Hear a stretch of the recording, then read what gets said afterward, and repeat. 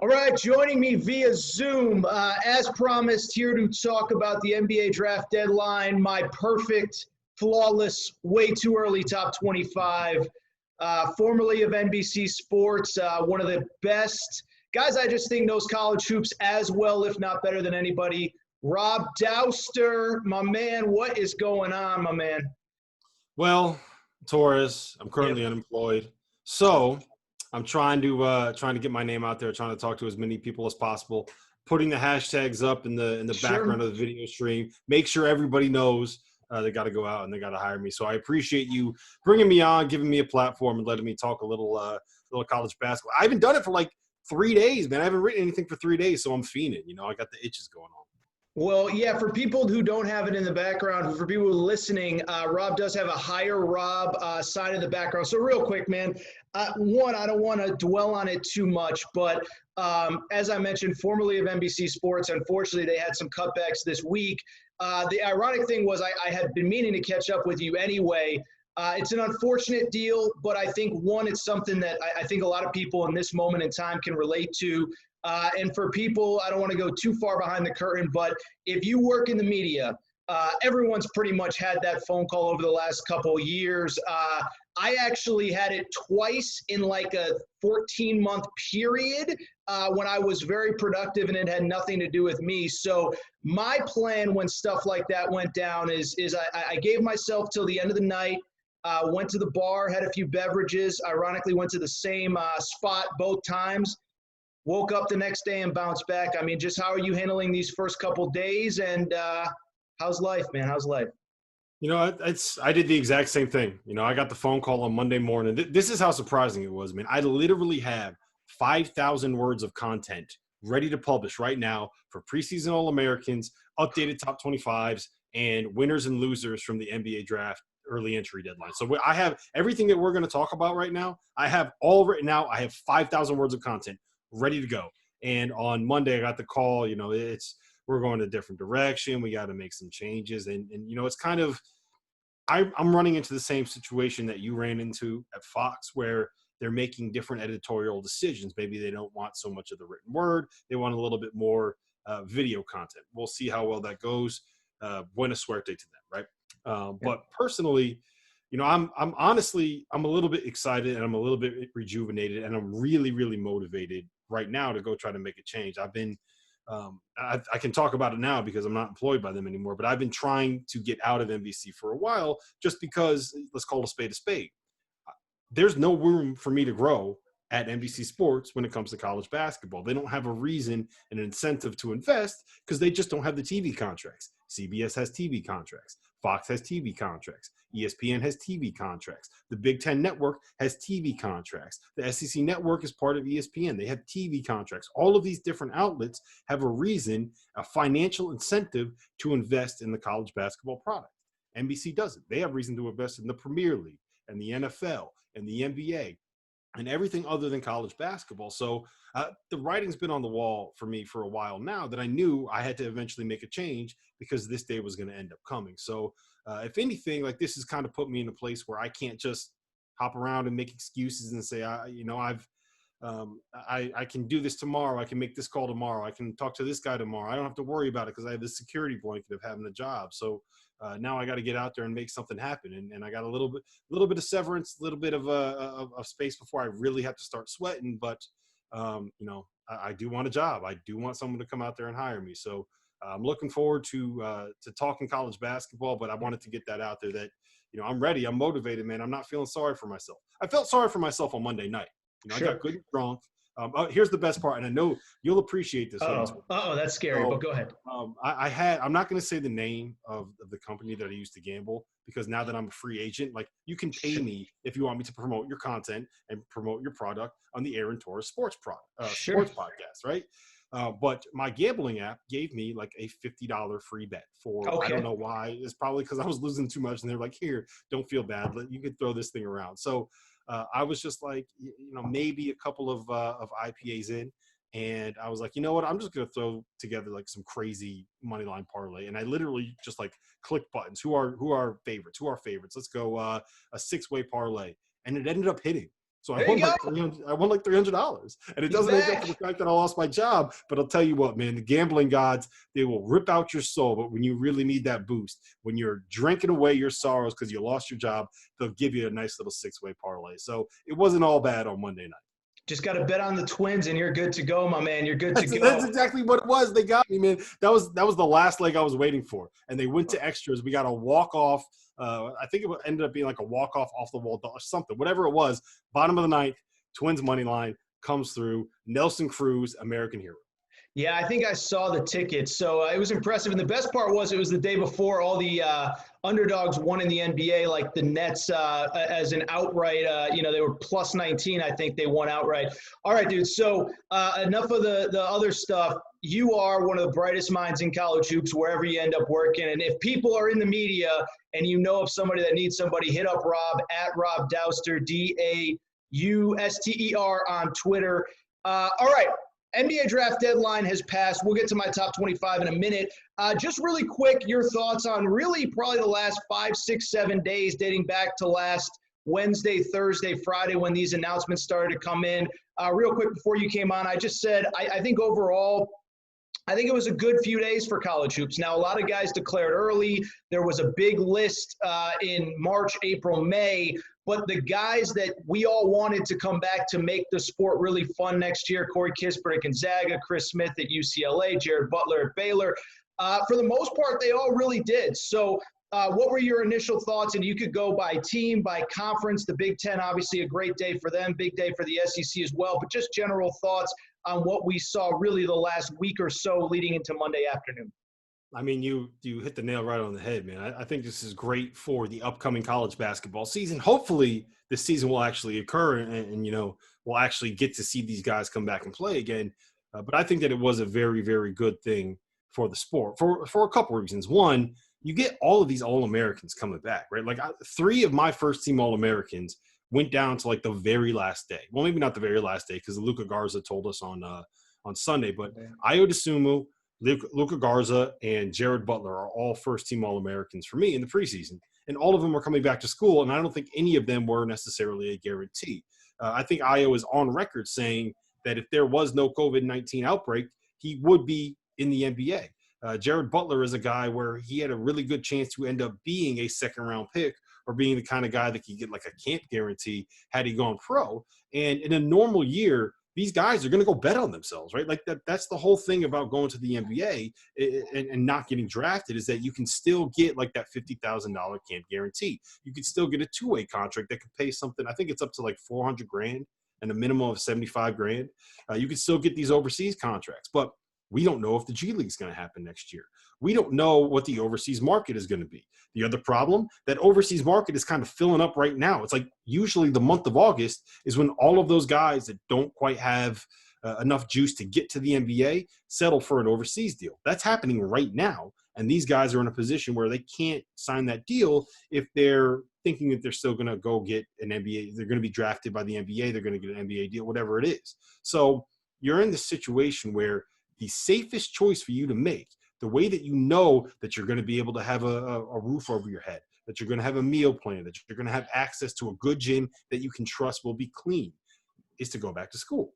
So I think that more than anything, it was the fact that we're dealing with this pandemic that got all these kids coming back. And hopefully it won't wipe out the entire season. But I do think the idea that you have some of that security as a student athlete is something that played in a lot of their minds. And the best part about it, at least for college basketball fans, is now there's going to be more players that are NBA ready, that are draftable, that are going to be in the mix for those rookie contracts, which means it's going to be more competitive next year, which means maybe we're going to get more guys that end up coming back to school again. So maybe there will be a little bit of carryover from this. That's me being selfish. I at the end of the day, I say this all the time, but at the end of the day, I want what is best for these kids, meaning that as long as they have made an educated decision on what their best option is for the future and they're doing what they want to do, then I'm happy for them, right? But selfishly, I got to watch college basketball. Well, it used to be my job to watch college basketball all the time. I'm still going to do it, even if I'm not getting paid for it. But selfishly, it's better for me when these great players are back on campus. So it was a good weekend, man. It was a good weekend to be excited about the sport of college basketball. Yeah, it wasn't even something that I really considered, is that some of these guys that might have been second rounders now, if we do get some semblance of a season, could play themselves into first round territory, fewer guaranteed spots for next year, and fewer, maybe guys leaving in subsequent years. All right, let's get into some of the teams specifically. I thought it was you're on the same page as me with this, but I thought it was a pretty consensus. Like, I don't actually really see a strong argument for anyone other than Villanova at number one. And my logic is very simply this. They were really good last year. They were expecting to lose they had no seniors on their roster last year. One player was expected to go pro. He did. And everyone else has been basically gearing up for this year, essentially since the season ended. I like Gonzaga. I like Baylor, but Baylor lost a few guys out of their rotation. To me, like, I just think Villanova is just like a cut above everybody else. I don't actually even see a strong argument for anybody else, but you had Nova number one as well. So go ahead and give us the spiel, because I'm really excited to watch that team next year. Yeah, I love Villanova next season. I think that people are kind of overlooking the fact that, one, Brian Antoine was not healthy, and we did not see the best of him last season. Two, they got a kid named Caleb Daniels that transferred in from Tulane, who could end up being one of the best guards on that roster. I think he's a guy that's going to surprise some people. They get Colin Gillespie back, who, at this time last year, I would have laughed if you would have told me that he's a second-team All-American. Right now, I have him as a preseason second-team All-American. He's just like that quintessential, do-it-all, heady, like whatever kind of stereotypes that you're going to put on like a white point guard that Coach's plays for son, gritty, yeah. You put that, like Colin Gillespie is the embodiment of that. Sure. And then they get Justin Moore back, and Justin Moore is another guy that's just like, he's so underrated. I think he might have been the most underrated freshman in college basketball last season. Jeremiah Robinson Earl is back. Jermaine Samuels is back. Cole Swite, like, they're just loaded in guys that are perfect for that Villanova system. So I got them number one in the country as well.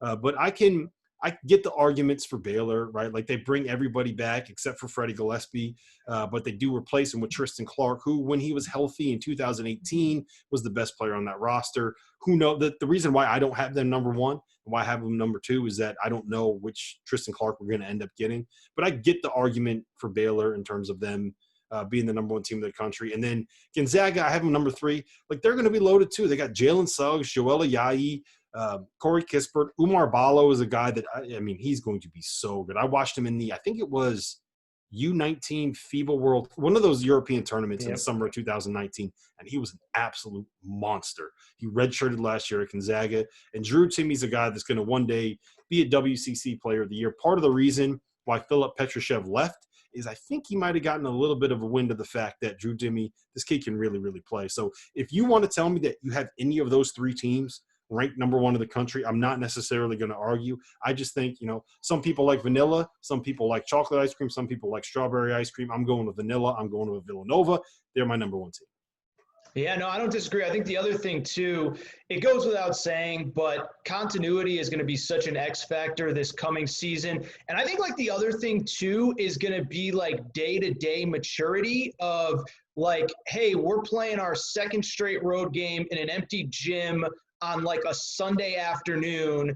And maybe we didn't get in until late the night before. Maybe they made us go in that morning. Like, are we going to come out locked in as opposed to a team that – whatever, is young, doesn't care, whatever. Like, I just think that veteran poise is going to be a variable here. All right, so that brings me very nicely to the second team I want to talk about.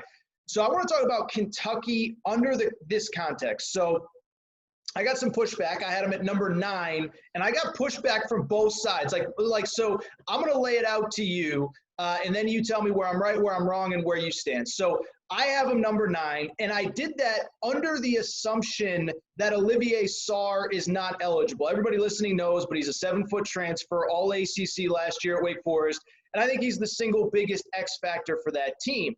And so I think some people saw it and said, how do you have Kentucky at number 9, blah, blah, blah, blah, blah. And then they realized I'm talking about him without Olivier Sarr. And then I think some people saw it and said, how do you have him at number 9 without Olivier Sarr? So my argument really quick, and I kind of laid it out before you came on, Rob, is One, I just think as much as experience and poise and veteran and continuity is going to be an X factor, I think if we are playing in empty gyms or half capacity or whatever, I think sometimes it's just going to come down to talent, and I still do like Kentucky's talent. And I also think not having to play in real road venues helps. And again, they're just a really talented team. BJ Boston, Terrence Clark are two potential top 10 lottery-type talents. So I like them without Olivier Sarr. I think with Olivier Sarr, I would put them in the top 5. I feel comfortable saying they're 9. Could I have put them at 10, 11, 12? The point being, I like them more than most, but I also, there's a lot of teams that I have to put ahead of them without Olivier Sarr. So just where do you stand on them? And I guess right now, as we record here on August 5th into August 6th, we have to assume they're not going to have them. What do you think of Kentucky without Olivier Sarr? Without him, I'm a little lower on them. I have them in the 16 to 18 range without him. Like, I love Brandon Boston. I think Terrence Clark has a chance to be really, really good. I'm more sold on Brandon Boston having an immediate impact because I think of the way that he can go out and score. One, that's going to be really important for a team that might have some issues at the point guard spot, and I'll get to that in a second. But I think that he's going to be able to step onto campus and onto that roster and onto the Rupp Arena floor and have an immediate impact as a scorer. And as we all know, one of the things that John Calipari always seems to do is find a guy that can get a bucket and run him off of baseline screen after baseline screen after baseline screen. And I expect that guy to be Brandon Boston this year. I'm really worried about them in the front court without Sarr. Like, I think Isaiah Jackson and Lance Ware, those guys have some real potential, but Sarr is the guy that can step in and be like that dominant big man that we're just accustomed to seeing Kentucky teams have, right? He's the guy that can go out and get you, 15, 10, and 2 blocks a game, right? He can go out there and basically be Nick Richards all over again. Yep. I don't think Isaiah Jackson or Lance Ware can do those things. So I'd be really concerned about them without him. I should have mentioned Keon Brooks, another guy on the wing. Like, the thing that's going to be really interesting about them to me is I kind of think Cal might have to go a little bit like more positionless than he normally does, especially on the wings. Like, you have 3 really, really athletic defenders in Boston, Clark, and Brooks that can be switchable. You can do a lot of different things with them on the perimeter. So I'm really curious to see how Cal's going to end up using those guys together. The other thing, the other problem I have is at the point guard spot. I know guys love Devin Askew. I'm a little bit worried about the fact that he is a freshman that reclassified up, that is going to be playing major minutes at the point, where Kentucky felt like they had to go dig for a grad transfer on Creighton's bench. Like, how often do we say Kentucky doesn't have enough confidence in their point guard, so they're going to go pull a guy off of Creighton's bench to basically be their insurance at the point guard spot? So I'm a little bit concerned about that. The other problem is this is such a new team with so many new pieces gelling together that not having the summer where they can go through captain's practices and going through team workouts and getting a feel for what each other can do and kind of learning like that natural ability to play off of each other. And you know, the Devin Askew knowing where Brandon Boston wants the ball when he comes off of a screen, or Terrence Clark understanding that if he drives this way, he's going to have this lob available to Olivier Sarr, kind of a deal. So that's something that I'm definitely concerned about. But if Olivier Sarr is back, I mean, they're a top 10 team. I think that they are right there with Tennessee for being the best team in the SEC. I can certainly see them winning a national title. And as always, no matter where I have them ranked in the preseason, with the talent on that roster, they definitely have Final Four upside. So I'll be really interested to see what happens with Sarr back. Without him, I'm a little bit less enthused. I meant to ask you earlier, we always do this thing where, this team, this, how many do you think and it's so early, but like, you know, we talk about Iowa, like they bring back Luka Garza. He's awesome. He's fun. He's going to be the best player in college basketball. He averaged 24 and 10 last year, and he's coming back. But, like, is Iowa really a team that's going to win 6 in a row? Like, where do you stand on – we talked about those top 3. Like, how many more teams – right now, it's early when we talk about an Illinois, an Iowa, a UCLA, a Kentucky, a Tennessee – that you really think, like, can compete with those top teams, like, could potentially – I know it's early. I know it's weird to even speculate before we play a game, but like the number of teams that can actually go ahead and win those 6 games or at least make a serious run at it. So I think Virginia definitely Yeah, has a I like shot to Virginia. be able to just – you got to trust their defense. You got to expect that they're going to get better with all of these young guys that spend a year in Tony Bennett's system. And, oh, by the way, they get Sam Hauser, who averaged 14-7 and shot 40-something% from three the last 2 years playing for Marquette. And he redshirted. You know, the question with Sam Hauser was always, can he guard? Well, he just spent a year doing nothing but learning how to defend in Tony Bennett's system. So the thing about them last year, how about this? They ranked 234th nationally in offensive efficiency. Like, you know what the country thinks that Virginia is? Like, the stereotype of Virginia is that they're slow, they cannot score. When the truth is usually their pace is what limits their scoring. Like, they're normally ruthlessly efficient offensively. Not last year. Last year was what everybody thinks Virginia is every single year. Now they add this piece at the four that I think Sam Hauser, I have him as a preseason first-team All-American. I think that he's going to be a guy that can average, 14, 15 a game for a top-5 team as a fifth-year senior. Like, that's the kind of guy that you want leading a college basketball team. So you combine that with their defense, with the fact that Tony Bennett, like, now is a title-winning coach. I really do think that they're technically still the reigning national champs, aren't they? I believe so, yeah. I don't think we crowned anybody. I mean, I know every website in America did some weird simulation and like Dayton beat Seton Hall. Did you at your former place do one? Do we know who won?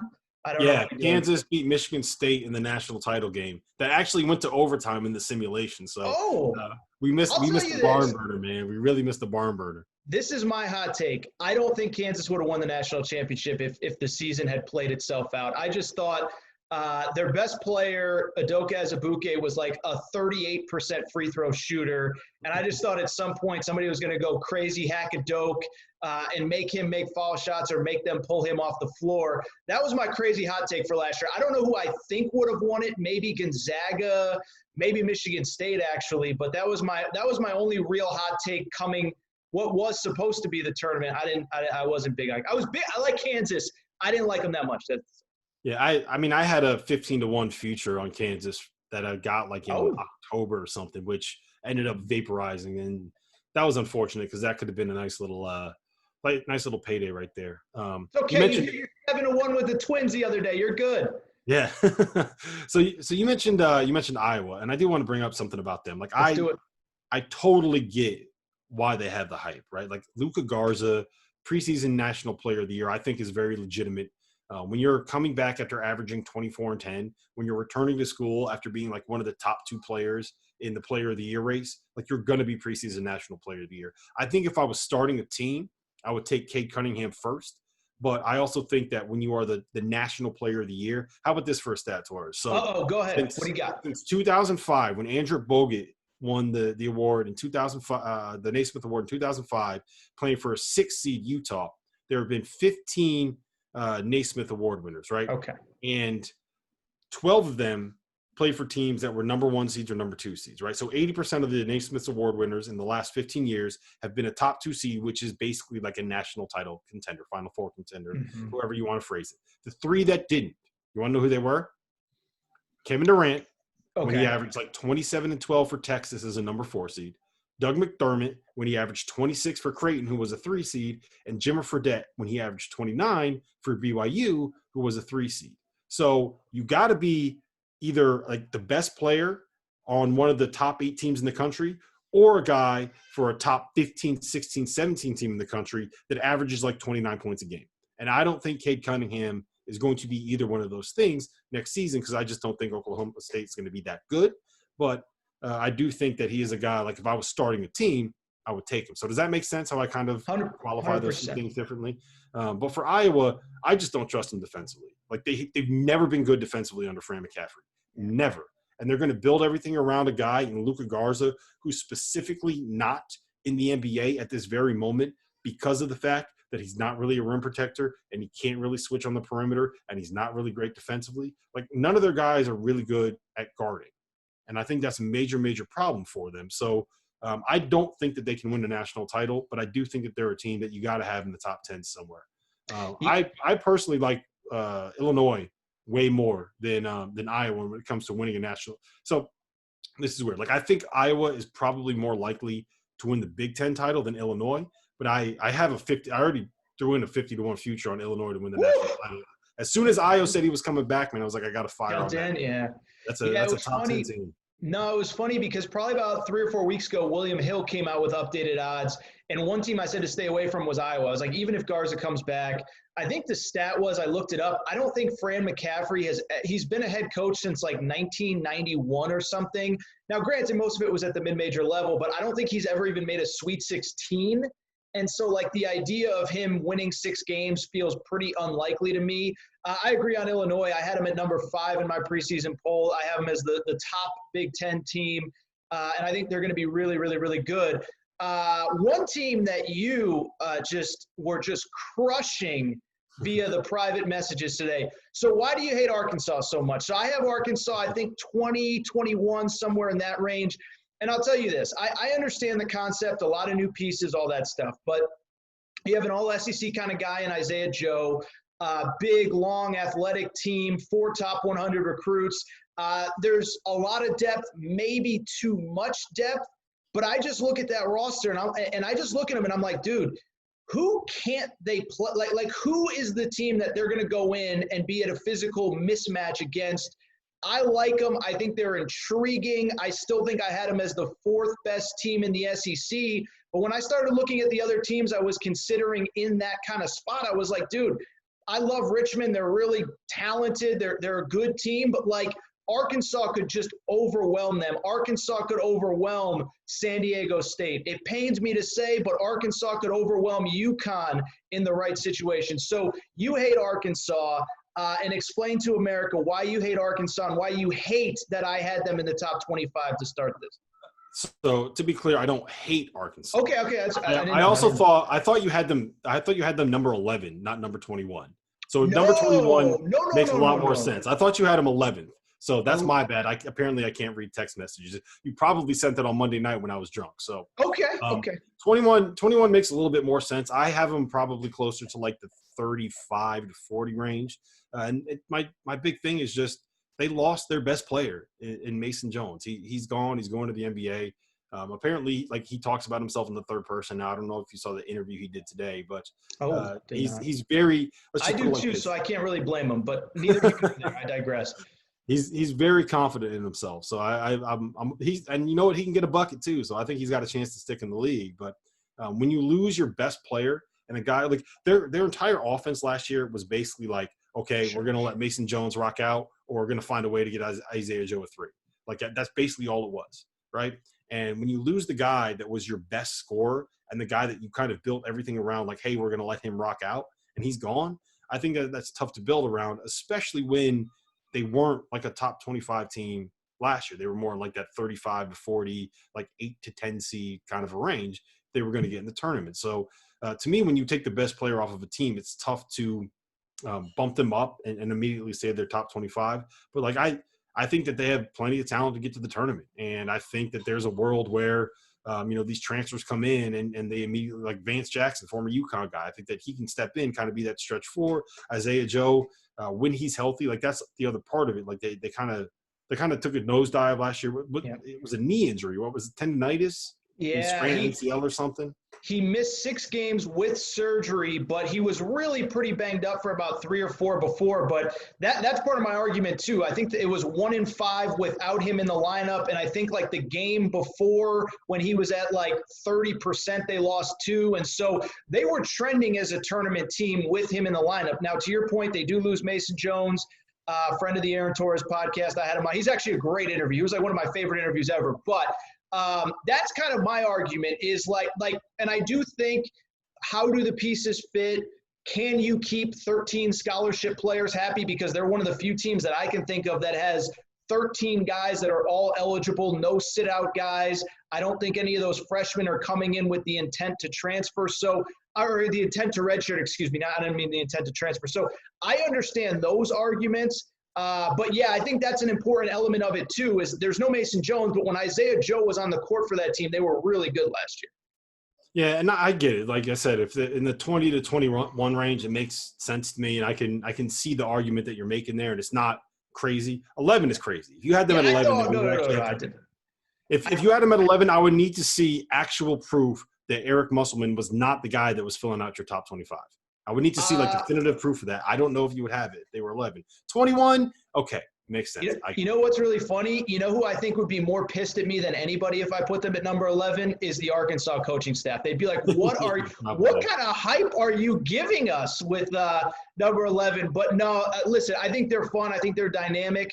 But yeah, no, I think that 20 to 25 range is fair. And like I'm saying is, you know, we're doing this all under the presumption that we get an NCAA tournament, but I just look at them and I just think like, dude, with their size and athleticism, they're just going to, even if they are a 6 seed, a 7 seed, like they get into the tournament against an Iowa, teams like that, and they could just overwhelm them with what they do. But like we've been talking about, it'll be interesting to see, obviously, with minimal practice. I think it's one thing I get asked all the time by both fans and media members down there is how do you keep all 13 guys happy? It's going to be fascinating, but I do like them. It's not just them. It's there's another, like Texas has that exact same problem. And how about this? Do you ever remember this? And by the way, this is why I couldn't put Texas in. I kept Texas out of my top 25 because I said, I've done is this the year Shaka Smart proves it 3 straight years now. So top 12 scorers returning. I've never heard of that before. The only 11 of them started the game. They have 11 guys that started games last year. They're top 12 scorers, and they're adding a 5-star recruit, yes, Greg Brown, who might end up being a top 15 pick in the NBA draft. Like the hardest thing Shaka's going to have to do next year is be able to navigate the egos and navigate the expectation for minutes and be able to get people to buy into this idea that like, hey, you know what? I might have started 10 games down the stretch last season, but I'm only going to be playing 12 minutes a game next year. Got to buy into that role. That's hard to do. But the one thing I will say about it is this, like what Shaka built at VCU was entirely developed on the idea that he's going to have veteran players on his roster. He's going to have guys that have bought into the idea. You mentioned roster continuity, that have bought into the idea that this is their program, this is their team. They love the school. They love VCU. They love Richmond. They love everything about this program and the way that they play. And that's what, like you saw it come across when they played Havoc. Like you saw that come out, like the energy and the intensity and the passion, like all of those like cliche things. That is what VCU did when Shaka Smart was there. Now, I don't personally think that you can play that style in the Big 12 and have the level of success that he expects to have. And my perfect example for that is West Virginia, the best team that they ever had is Press Virginia. They had the 2 best guards that you could possibly have for a pressing team in Javon Carter and Daxter Miles, and they couldn't get out of the Sweet 16. Right? So I don't know if Shaka Smart can do that at Texas and be a pressing team and play this that Havoc style. But I also don't know if you're not doing that, how are you going to be able to keep 13 guys happy if you're playing like a 65 possession type game? And so the pieces are absolutely there. Like I don't even think that you can make the argument they aren't, right? Like Matt Coleman might be an all Big 12 point guard. Jericho Sims is back. Royce Hamm is a guy that has a ton of potential. Kai Jones is a scary, scary athlete with like some sneaky NBA potential. You got Greg Brown coming in, right? You got Andrew Jones, who might be the single best story in all of college basketball, overcoming leukemia. You have all of these guys and all of this talent and all of these pieces that literally have proven it. Every single one of those guys have proven that they're able to start in the Big 12. So it's going to be really difficult for Shaka to navigate all that. But if there's one guy, like the thing about him is he can relate to players and he gets players to like have a relationship with him that goes far beyond being a coach. Like I remember talking with him a couple summers ago, and he was basically like, I don't want you in my program if our relationship depends on how many minutes I play you, more or less, right? So I think that's something that if there's any coach in the country that can kind of navigate that, I think he might be able to do it, but it's going to be really, really difficult for him. And I think that the proof is last year when they had all of this depth, they didn't really come on strong. I think they won their last 5 games to put themselves in a position where it was them or Texas Tech playing in the first round, the first game of the Big 12 tournament. And they were basically like, that was whoever won was going to be in the tournament, more or less, whatever. That's what the narrative was, at least.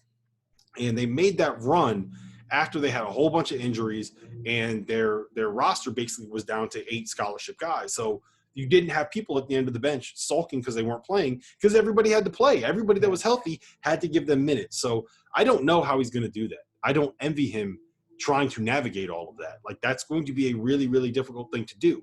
But if he can, like, I think there's unquestionably the talent on that roster for him to have his best team at Texas. Yeah, I think I even wrote in my little write-up, I think I said they have the among the most talented rosters in college. But I mean, they're probably top 10, if not top 5, but it's just a matter of how do you keep those guys happy. One last question, and then I want to just open it up to you, teams that we haven't talked about. Interesting. So UConn, going to the Big East. I cannot wait. Yeah, I'm pretty. For people who don't know, Rob is from Connecticut originally. Grew up not far from where I did. I wanted with every fiber of my being to put them in the top 25. I think I had them about 24, 25 when the season ended. And for people who don't know, I think they won 9 of their last 12. I think their final 5 going into the AAC tournament. And what it really came down to for me was there's just a couple teams that got guys back. Like LSU went from unranked for me into the top 25 because I didn't think they were going to get all those guys back. Alabama loaded up in the last 3-4 months since the season ended, whatever.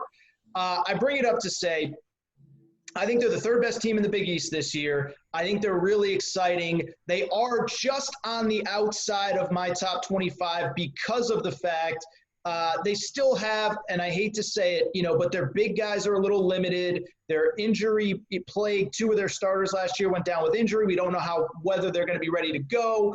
And look, James Bouknight's the man. For people who don't know, he's one of the most exciting players in the country. I just saw 2021 mock draft. People have him already projected as a first-round pick. I have them right on the outside. I do believe that they're the 3rd best team in the Big East behind Villanova and Creighton. And in my heart of hearts, I wanted to find a spot for him in the top 25, but I think I had him ultimately 26, 27, 28, somewhere in that frame. Yeah, I have them as one of like the 5 other teams Yep. that I wanted to find a spot for. It was like them, Indiana, I think Ohio State, Oregon, like that we know are going to be good enough and are going to be in the mix, but like you have to make choices. And I had UConn outside the top 25. For me, it came down to we don't know how healthy a Cook is, and if he's coming off a torn Achilles, like he's kind of a difference maker in terms of like the athleticism and the playmaking defensively, and that's such an important part of what Danny Hurley wants to do. Like their best teams at Rhode Island, we were in what was his name? Was it Hassan Martin? Matthews? Oh, okay. No, Hassan Martin, like that, just a 6'7" explosive athlete that was all over the court making plays, blocking shots, protecting the rim, switchable. So not having that presence is something that I think is going to hurt them quite a bit. But I mean, you hit the nail on the head with Bouknight. I would not be surprised. I think there are 2 guys that we really have to talk about as like the breakout players of the year next year. One is David Johnson, the point guard at Louisville, who I think is going to be an absolute stud. He's going to end up being a lottery pick. That's my boldest prediction for the season is David Johnson will be on an All-American team and he will be a lottery pick next year. Probably my next boldest take is that James Bouknight is going to be in contention for both of those things as well. So I'm buying on UConn. I'm fired up to get him back in the Big East, man. It was really, really hard to try to maintain any kind of like interest or passion or caring about the UConn program when it's like, okay, who are they playing tonight? Tulane. Who are they playing tonight? Oh, we got SMU. Who are you playing tonight? Oh, we got East Carolina on the road. There's going to be 9 people in the arena. At the very least, and this is what I can kind of end it with, is at the very least, UConn, more than any other team in the country, is going to be experienced at playing in empty gyms. So that should set No, it's wild. I've told this story before, but I remember 2 or 3 years ago, I was talking to a prominent AAU coach, had a kid who was a McDonald's All-American, and the kid liked UConn. It was the Ollie years, but he liked UConn. But my guy was like, he doesn't want to play in Tulsa. Like he just doesn't want to play in Tulsa. Like you grow up in the northeast part of the country, you don't grow up dreaming of playing in Tulsa. And he said it like 6 times in a row. I was like, what does this guy have against Tulsa? But the point is well taken. And I'll tell you this is if fans are allowed in the arenas, which realistically probably is not going to happen. I know from my family still being in Connecticut, the enthusiasm is through the roof. The Big East isn't quite the way UConn left it about 5-6 years ago, but having Providence, having Seton Hall, having St. John's, these are bus rides. You can get to the Garden, whatever. The fan base is really, really excited. Anyone else that either you're interested by, you're intrigued by, you don't like, overhyped, underhyped? It doesn't. I don't know if you've even had a chance to really look at my list, but those are kind of some of the questions that I wanted to ask you. But I'll give you the floor. I mean, who are people not talking about that they should be? Who are they talking about too much? What are you kind of looking at as you look at all these projections going into next season? I love Tennessee, and they're still 40-1 to win the title. 30? In a lot of books, 40-1. 40. Whoa. 40-1. Like I love Tennessee next year. Like getting Yves Pons back is huge for them because he allows them to go full small ball where they can like switch 1 to 5. Like Yves Pons, for people that haven't watched him, is the single best athlete in all of college basketball. If he was in the NBA right now, it would be like Zion Williamson, and then Yves Pons is on a par with like whoever else that you want to talk about as the best athlete in the NBA. Like he is just an absolute freak. He can guard fives if you need him to because he's built like a wrestler. He can guard point guards if you need him to because he's basically like just the most explosive person on the face of the earth, more or less. So putting him at the 5 creates lineups where you can switch everything. You can get out and run. You can get out of pressure. They have guys coming in the backcourt, specifically Keon Johnson, who I think is really, really exciting. Like I was talking with a couple of guys in and around that program, and they're like, yeah, we have a feeling this kid is not going to be in Knoxville very long. Like we're talking first-round pick, maybe a lottery pick. Like that's kind of what – I don't want to set the expectations too high for him, but that's what like the early returns have been for Keon Johnson when it comes to him playing in practice. Like Jaden Springer's coming in. They're getting Jordan, Josiah, whatever it was, the guy with the 3 names that start with J. He's coming back. I thought that he was going to be better as a freshman. It took him a while to settle in. But, like, he's another guy that has that size, that has the athleticism where he can kind of guard different positions, and he gives you a secondary playmaker. I'm also really intrigued to see what happens with their point guard, Santiago Vasculi, the Uruguayan kid. He came in and shot the ball really well, but he just never really settled, and part of the reason was, how about this? He got eligible midseason. When Lamont Turner went down, he was supposed to be a redshirt. When Lamont Turner went down, they didn't have a point guard left on the roster last year. They brought this kid in. He landed on a Thursday night. He landed on a Friday night. He was in sweats on a Saturday for a Saturday game they had in early January. And that Monday night, he was starting, like 3 days after landing in Knoxville from Uruguay. So I think that we can all, like, understand if it took him a little while to kind of figure things out. Like if you're going from Uruguay to Knoxville, that's a pretty big change of scenery. So I really like them. And John Fulkerson, like I know you got a large SEC listenership on this podcast. Like John Fulkerson, man, was so good down the stretch of the season. And having him with all of these young, talented, really promising guards, like I love what Rick Barnes has done. I don't know if there's a program, and if you could think of one off the top of your head, but is there a program that's better at like just developing guys over 2 or 3 years in their program than Tennessee? I mean, look, Grant Williams ended up being an All-American and an NBA draft pick. Admiral Schofield came out of nowhere, ended up being, I think he was All-SEC and a second-round pick, right?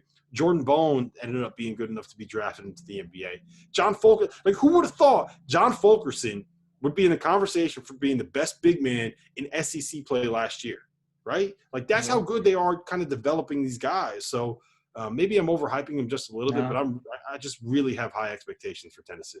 No, and I was one of the first people because, like I do watch a lot of the SEC, and first of all is that I don't think people realize they basically, like in the last 2 weeks of the season, just blew 2 games that they had won. Like the Auburn game, I think they were up like 17 or something and ended up losing the game. And then South Carolina, they were up like 4 with like 2.5 minutes to go and lost. And if they won both those games, they're right on the bubble last year. And that was despite everything that you said, with the most important part being your best player gets hurt and is out for the season in December, and his replacement comes from another country and has no time. And so, I talked to Rick Barnes actually on this podcast during this whole quarantine time. And like I said to him, I said, maybe I'm crazy, but I feel like you kind of overachieved given everything last year. He said, listen, I'm as critical as anybody, but yeah, we kind of did. And so if he thinks that, then I'm very confident that they within the program internally probably even feel a little bit better, which is what you just alluded to there, Rob. Rob, dude, I have a lot else, but we've already gone 40 plus minutes. You got a wife and kids that are probably about ready for dinner. Let's do some quick hitters. Let's do some quick hitters. I want to fire a name at you, and you tell me whether or not you're buying them or selling them. You want to do that?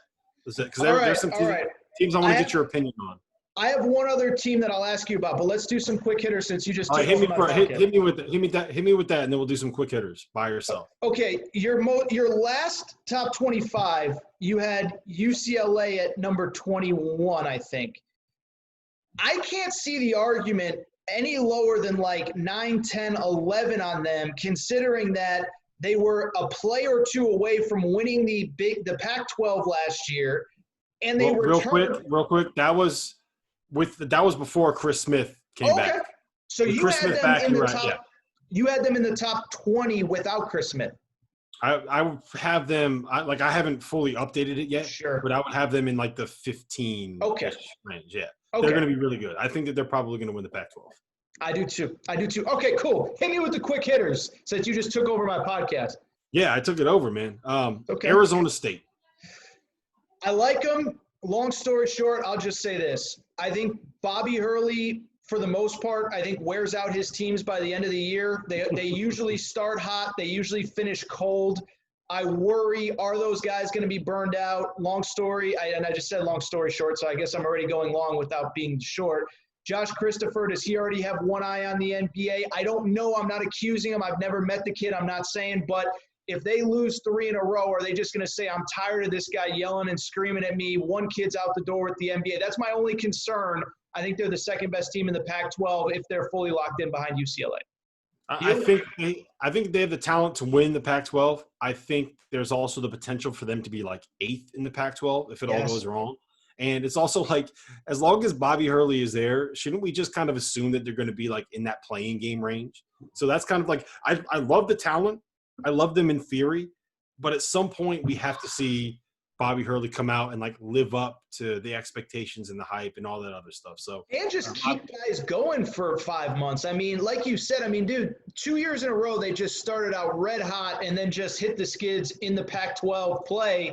And as we know, Pac-12 isn't the best conference to begin with. I remember being at the Pac-12 tournament 3 years ago, and that was when they were on the bubble. They had won at Kansas, and people were just like, why is this a bubble team? They're 9th in our conference. Sure enough, they got in. Anyway, I digress. Memphis. I like them. Listen, I'll say this, and I've said it on this show.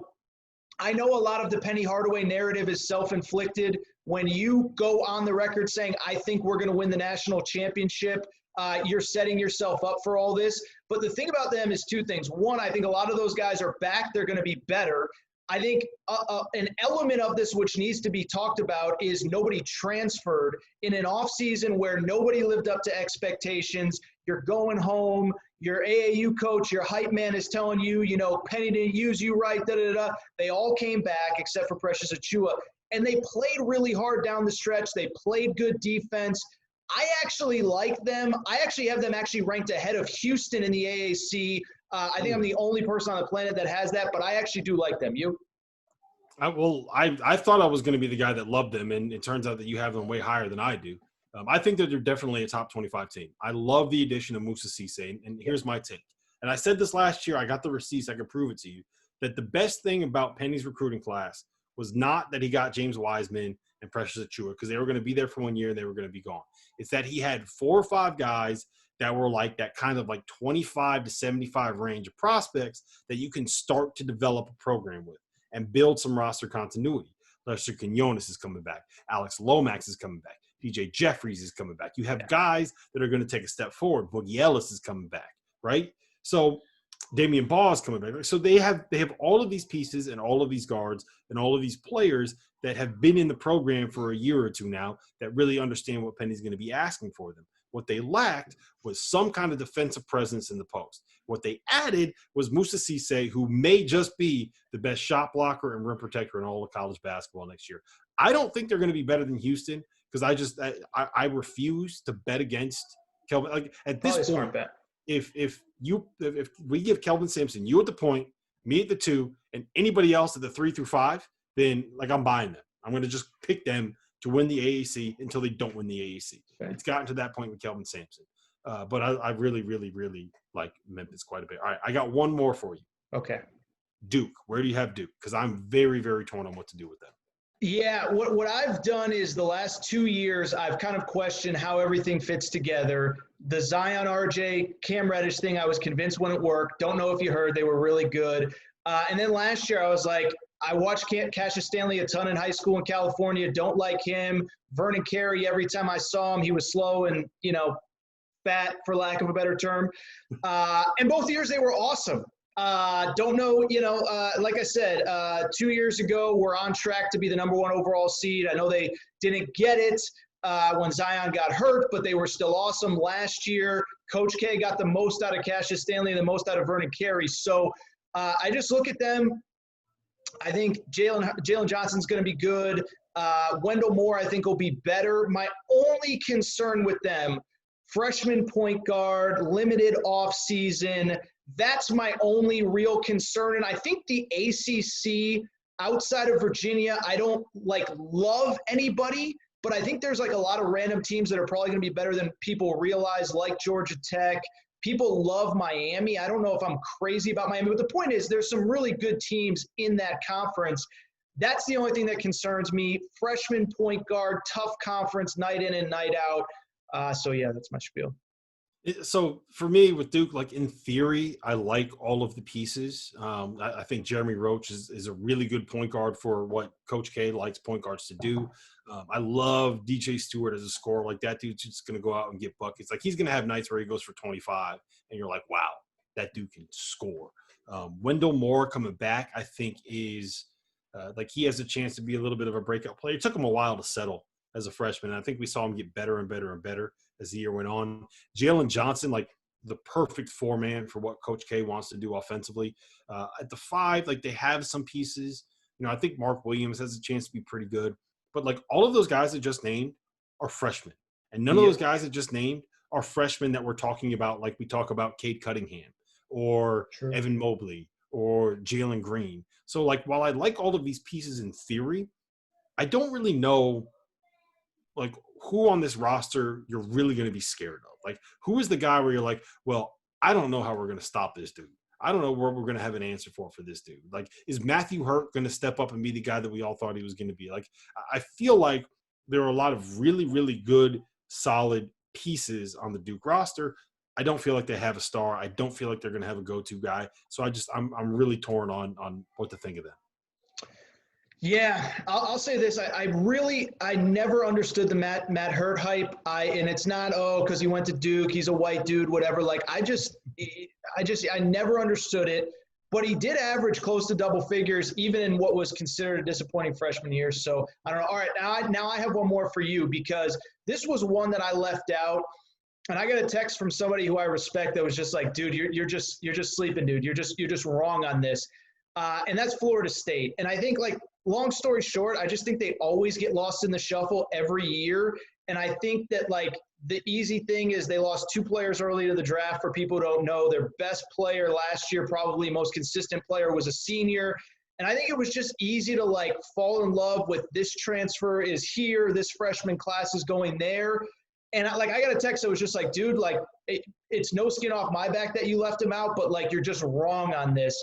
And it was from somebody within the ACC. So I think in your last poll you had them I think you had them in the poll, which is more than I can say. And I think when I'm wrong, I'm wrong. And I think I just whiffed on not finding any spot for them in the top 25, let alone maybe even a little bit higher, in that 18 to 21, 22 range. I've reached the point where you just bet on Leonard Hamilton to figure it out. If he has 9 guys on the roster that are 6'6" and athletic, and half of them can go out and get a bucket, which he always does.